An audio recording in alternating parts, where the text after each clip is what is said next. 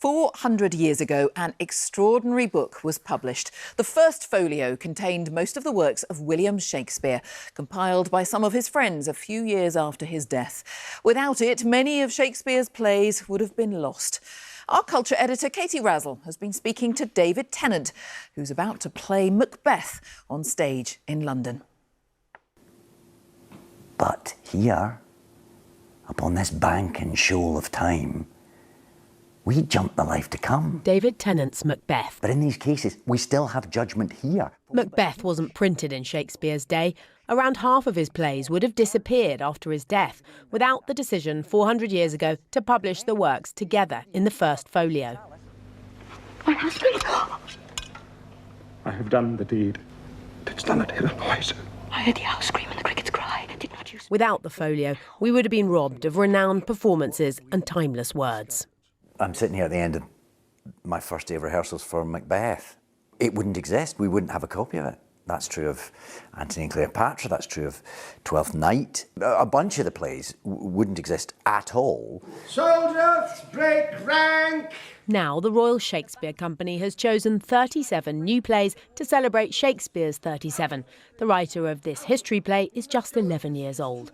The RSC picked new playwrights to reflect our times, with staged readings here at the New Vic Theatre in Newcastle-under-Lyme. Blow winds and crack your cheeks, rage! This winning entry, called The Doris Effect, gives a King Lear speech a modern twist. You have drenched our solar panels and drowned the council who put them there. Oh, hello, Jerry.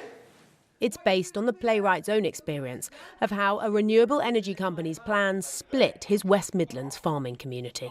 It's a sort of microcosm for what has happened in the nation, as it were, happened in our community, which is divisiveness. And divisiveness is everywhere. Annie? No. Another play, Life Goes On, is about grief. Margaret! It's written by an A-level student from Northampton. On this anniversary of the first folio, around 1,700 of the words we still use were invented by Shakespeare. It just goes to show that that's probably an even better reason to immerse yourself into Shakespearean plays and see what he's written, because he's really impacted not just the words that we speak. He kind of just amplifies the importance of the words that we use. To be or not to be, that is the question.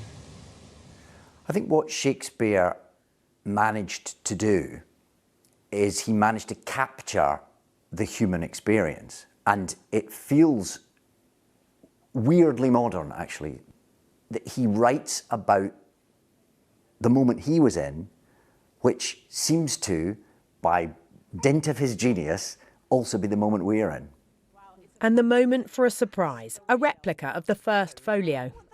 Yes, and this is a present for you from the British Library, who own the first folio. Wow, how amazing. Yeah. Has he signed it? No, he hasn't. No.